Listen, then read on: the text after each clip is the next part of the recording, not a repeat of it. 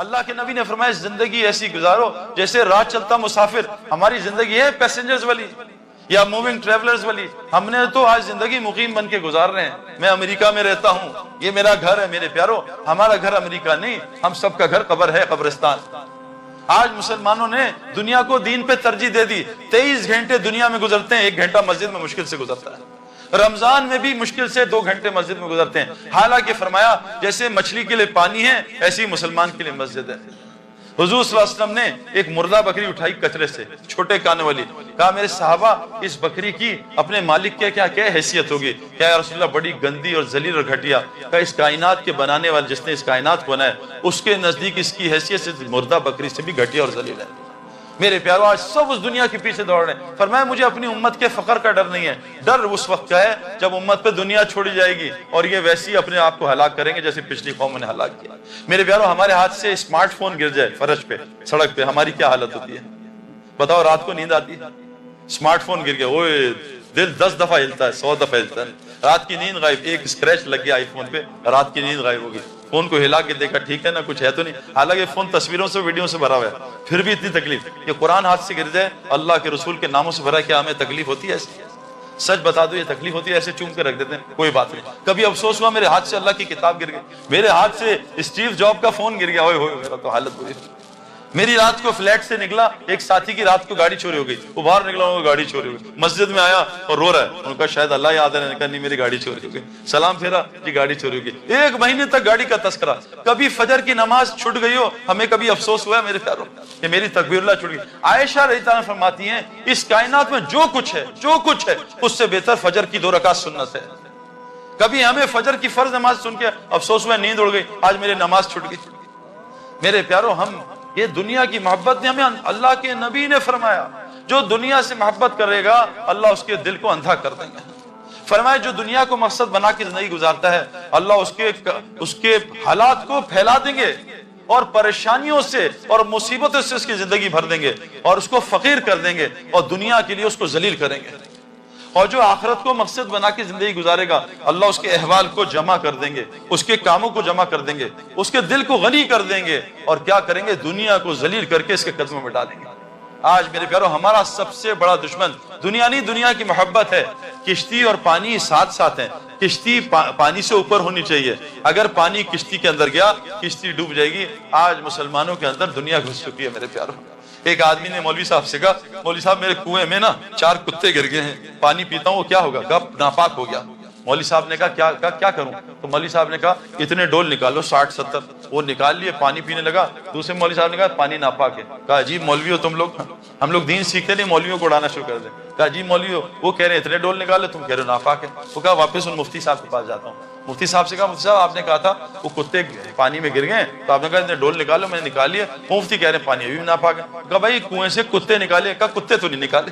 تو جب تک یہ اندر سے کتے نہیں نکلیں گے نا میرے پیاروں, نہ نماز سے وعدے پورے ہوں گے نہ تلاوت سے وعدے پورے. نماز رزق کو کھینچتی ہے, ہماری نماز نے ہمارے رزق کو دبئی اور چائنا پہنچا دیا. نماز فحاشی بے حیائی روکتی ہے. ہم نماز پڑھ کے غیبت شروع کر دیتے ہیں اور بدنظری شروع کر دیتے ہیں. مجھے کعبے میں طواف میں ایک لڑکے نے کہا سعید بھائی میں نے آج 15 طواف کیے لیکن ظالم بدنظری سے نہیں بچ پاتا. میں نے کہا بھائی فیلڈنگ کی الگ محنت ہے, بیٹنگ کی الگ محنت ہے. تم نے فیلڈنگ کی محنت نہیں کی, کیچ کیسے پکڑو گے؟ تم نے طواف تو کیا لیکن یہ جو نظروں پہ بریک لگانے کی اس کی الگ محنت ہے, وہ تم کرتے نہیں. اور اگر طواف پہ تم بدنظری کرتے رہے تو پوری دنیا میں اس گناہ سے نہیں بچ سکو گے. یہ اتنا خطرناک جگہ ہے. اس لیے کتابوں میں آتا ہے جس نے احرام کی حالت میں کوئی گناہ کیا موت تک اللہ اس پہ ٹھپا لگا دیتے ہیں, یہ اس گناہ سے کبھی بچ نہیں سکے گا. بہت بڑی توبہ چاہیے, بہت بڑی. تو نماز احرام کی حالت میں غیبت کر دی, احرام کی حالت بدنظری کر دی, جھوٹ بول دیا میرے پیارے. تو پہلا دشمن دنیا کی, اس لیے تبلیغ میں نکالتے ہیں. آپ کو ایک آسان مثال بتاتا ہوں. اب یہ بارش ہوئی ہے نا بڑی شدید, میں پورا گیلا ہوں, جیکٹ پہنی, ٹھنڈ لگ رہی تھی. آپ کی مسجدیں بہت زیادہ ٹھنڈی ہیں تو میں ٹھنڈ مجھے لگ رہی تھی.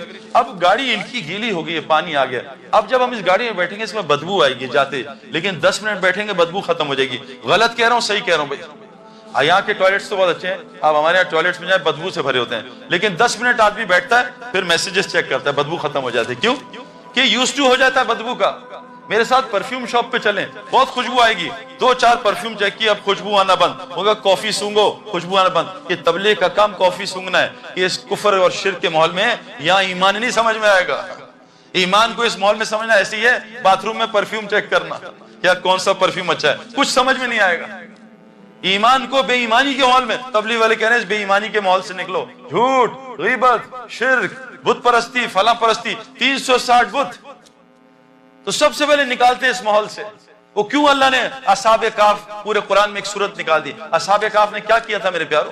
انہوں نے اس گندے ماحول کو چھوڑا تھا شرک کے, اور پناہ لی تھی کا غار میں. کیوں؟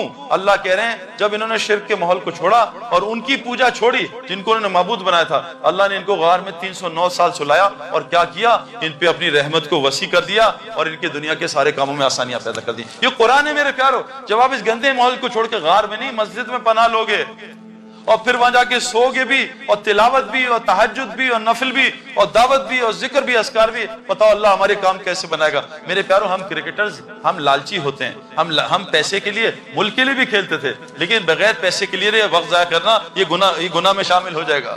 حضرت عمر فرماتے ہیں میں تمہیں 2 کاموں میں لگا دیکھوں, یا تو آخرت بنا رہے ہو یا حلال روزی کما رہے ہو. تو بھائی ہم پیسے کے لیے اگر نہیں کھیلیں گے تو شاید پکڑ ہو جائے, وہ تو مفتیوں سے پوچھنا پڑے گا. تو ہم جو ہے نا, ہم پروفیشنل لوگ ہیں, ہم پاگل نہیں ہیں. ہمیں تبلیغ میں کیا نظر آئے کہ اتنی بڑی دنیا چھوڑ دی میرے پیارے.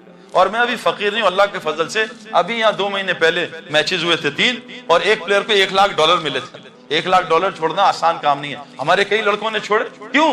کہ انہیں اس سے بہتر بہت جگہ مل رہا ہے. بھائی ڈالر کیوں کمانے ہیں؟ اس کی وجہ ہوگی نا, زندگی اچھی ہو جائے. ایک آدمی مچھلی پکڑ رہا تھا, تو ایک آدمی آیا ساتھ میرے جیسا احمق, کہا بھائی خیریت ہے, کیا کہہ رہا ہو؟ کہا مچھلی پکڑ رہا ہوں. کہا اچھا یہ کوئی کام ہے؟ کہاں کام ہے. کہا کتنی پکڑتے ہو؟ کہا 1 گھنٹہ بیٹھتا ہوں. کہا کتنی مچھلیاں؟ کہا 20-25. کہا بس؟ کہا بس نہیں یار, بہت ہے, میرے 2 بچے, میاں بیوی 10 کھاتے ہیں, 10-15 بیچ دیتے ہیں, گھر چلتا ہے. کہا اچھا تم کام بڑھا دو. کہا کیوں بڑھاؤں؟ کہا کام بڑھاؤ گے 8-10 گھنٹے مچھلیاں بڑھیں گی. کہا تو کیا ہوگا؟ کہا 100 مچھلیاں. کہا میری ضرورت تو 20-25 مچھلی ہے, میں 100 کیا کروں گا؟ کہا بیچ دینا. کہا اس سے کیا ہوگا؟ کہا چند دن بیچو گے, ایک فشرمین ساتھ ہائر کر لینا. کہا پھر کیا ہوگا؟ دونوں پکڑو گے 400 مچھلی آئے گی. کہا میری ضرورت تو 25-30 مچھلی میں پوری ہو, 400 کا کیا کروں گا؟ کہا بیچتے رہنا, ایک یاٹ خرید لینا. کہا یاٹ سے کیا ہوگا؟ کہا 500-1000 مچھلی آئے گی. کہا میری ضرورت تو 20-25 مچھلی میں ہو رہی ہے, میں 1000 کا کیا کروں گا؟ کہا اس کو بیچ دینا, ایک گھر بنانا, AC لگانا, بیڈ روم بنانا, زبردست بیڈ. کہا پھر کیا ہوگا؟ کہا پھر جب بیٹھے گا بڑی زبردست نیند آئے گی. اور رکھ کے ایک منہ پہ چماٹ مارا, کیونکہ ابھی بھی سو رہا ہوں, تو نے اتنا لمبا پروگرام مجھے سونے کا, ابھی سوئی تو رہا ہوں, اتنا لمبا پروگرام 10 گھنٹے 12 گھنٹے, دبئی چائنا, کیا کرنا ہے؟ کھانا اور پکانا. اس کے لیے اتنی محنت میرے پیارے. ہمارا کیا مقصد کیا بنا ہے آج؟ مجھے تو افسوس ہوا یہاں کے ریسٹ روم رکھا ہوا ہے, گندے کمرے کا نام ریسٹ روم, یہاں جا کے ریسٹ ملے گا. یہ ریسٹ روم ہے میرے پیارے؟ یہ تو ریسٹ روم ہے, اس کو ریسٹ روم بنا دیا. ہماری سب سے پہلا مسئلہ اس دنیا کو نکالیں. اور دنیا پتہ کیسے نکلتی ہے, کیسے نکلے گی؟ بھائی موت کو کثرت سے یاد کرنے سے. میرے ایک دوست کو میں ملا کئی سال بعد, اتنی بڑی داڑھی, اتنی بڑی پگڑی, گھر سے ٹی وی غائب, تصویریں غائب. میں نے کہا بھائی کیا ہوا, خیریت ہے؟ تو اللہ نے فضل کر دیا. میں کہا بھائی یہ تو 2020 فضل ہوا ہے, اتنا ٹربو فضل میں نے نہیں دیکھا, کوئی اور چکر ہے. کہتا سعید بھائی آپ صحیح کہہ رہے ہیں, میرے سر میں شدید درد تھا, اور درد ہوا تو میں نے دوائی کہی, صحیح ہوا. ڈاکٹر کے پاس گیا, برین اسکین کرایا تو ٹیومر نکلا. ڈاکٹر نے کہا 6 مہینے بعد مر جاؤ گے. اور میں نے کہا یا اللہ بس اللہ اکبر, داڑھی ساری ریزر پھینک دیا, جلا دی. اے اللہ آئندہ داڑھی نہیں کاٹوں گا, یا اللہ ٹوپی کبھی نہیں اتاروں گا, یا اللہ نماز, تہجد, حج فرض, رمضان میں روزے پورے, اور ہر مہینے 2 عمرے, بچیوں کی شادیاں, ہسپتال کو پیسے, مدرسوں کو پیسے. کہا سعید بھائی جتنے پیسے دیے جاؤں وہ 10 گنا. میں نے کہا یہ کہاں سے آ رہے ہیں, میں تو مرنے والا ہوں. تو کہا قرآن نے بتایا 1 دو گے اللہ 10 گنا دیں گے. لو جی اب 6 مہینے گزر گئے, میں ٹھیک ہو گیا, 7 مہینے 8 مہینے. میں کہا اللہ کیا ہو گیا, میں تو مرنے والا تھا. میں ڈرا, میں نے 2-3 لاکھ روپے صدقہ دیا, 2-4 نفل پڑھنے گا, اللہ بچا لینا. ڈاکٹر کے پاس گیا, چیک اپ ہوا, ٹیومر تھا ہی نہیں. تو ڈاکٹر سے میں نے کہا کیا ہوا؟ کہا اس نے جا کے چیک کیا, کہا تمہاری رپورٹ کسی سے مکس ہو گئی تھی, تمہیں کینسر تھا ہی. اللہ نے انسان بنانا تھا, موت اندر ڈال دی. اگر ابھی آ کے اسرائیل کہتے ہیں کل مرنا ہے, کل آنا ہے تمہیں لینے, تو آدمی جائے گا اگر 1 منٹ ذرا بیوی سے ذرا باتیں کرو, نہیں بھائی یا اللہ یہ بس سجدے میں لے لینا, بس سجدے. میرے پیارو ہم موت کو بھول گئے. حضور صلی اللہ علیہ وسلم نے کیا فرمایا, جو دن میں 25 دفعہ موت کو یاد کرے گا اس دن مر گیا, اللہ شہیدوں کی موت اس کو دے گا. موت کو کثرت سے یاد کرنے سے دل کا رسٹ اترتا ہے, دل رسٹ ہو جاتا ہے جیسے لوہے کو پانی لگنے سے. اس کا رسٹ کیسے اترتا ہے؟ موت کو یاد کرنے سے اور قرآن کی کثرت سے تلاوت کرنے سے. ہمارا دوسرا دشمن کون ہے؟ شین یعنی شیطان. اور شیطان ہر اس آدمی کا دوست ہے جو دعوت اللہ کا کام نہیں کرتا. یہ آپ کو پکی بات بتا رہا ہوں, دلیل آپ کو دوں گا. یہ اذان ہوتی ہے نا, اذان جتنے مرضی لوگ شور کر رہے ہیں, عورتیں مرد, اذان. میں دیندار آدمی نہیں تھا, 5 نمازیں بس دین تھی, میں اور میری بیوی ڈاکٹر تھی. جیسی اذان ہوتی تھی میری بیوی دوپٹہ, اور میں جو بھی کام کر رہا تھا, کچھ ٹی وی دیکھ رہا ہوں یا میچ, فوراً بند کے اذان ہو رہی ہے. اذان میں کیا ہوتا ہے؟ اذان دعوت تامہ ہے. شیطان سے اذان نہیں سنی جاتی, وہ کانوں میں انگلیاں ڈال کے میلوں دور بھاگ جاتا ہے, اذان نہیں سن سکتا. میں یہ فلم کے لوگوں سے ملا پاکستان کے, وہ بھی اذان کے وقت ناچنا گانا بند, چلو جی دوپٹہ لے لو, اذان ہو رہی. کیوں کہ اذان وہ وقت, اذان جب ہوتی ہے شیطان میلوں دور بھاگ جاتا ہے, اس سے دعوت کے بولنے سے. نماز شروع ہوتی ہے, اللہ اکبر, شیطان واپس آتا ہے. تلاوت میں, ذکر میں, ہر جگہ شیطان آتا ہے. میاں بیوی دین کی باتیں کر رہے ہیں, شیطان آ کے بیٹھ کے ان کو لڑوانے کی کوشش کرتا ہے. واحد اذان ہے. اذان کیا؟ دعوت تام ہے. جو مسلمان دعوت دے گا شیطان اس کے قریب نہیں آئے گا. آج مسلمانوں سے دعوت اللہ چھوڑ دی. یہ مسلمان کا مقصد تھا لوگوں کو اللہ کا تعارف کرانا. اللہ قرآن میں کیا کہہ رہے ہیں؟ اے میرے, اللہ قرآن میں کہہ رہے ہیں میں داعی ہوں, واللہ یدعو الی دار السلام. اللہ دعوت دے رہے ہیں دار جنت کی طرف. اللہ داعی ہیں. حضور صلی اللہ علیہ وسلم کا آپ بھی داعی ہیں, اور کہا ان سے کہہ دیجئے قل ھذہ سبیلی ادعو الی اللہ, یہ ہے آپ کا ہائی وے, یہ آپ کا موٹر وے. ادعو الی اللہ, لوگوں کو اللہ کی طرف بلانا. کیسے؟ اللہ بصیرت, پورے یقین کے ساتھ, بصیرت کے ساتھ. انا ومن اتبعنی, یہ آپ کا بھی ہائی وے ہے, اور جو آپ کو رسول مانتے ہیں ان کا بھی یہ کام ہے ادعو الی اللہ. آج کتنے مسلمان دعوت کا کام کرتے ہیں میرے پیاروں؟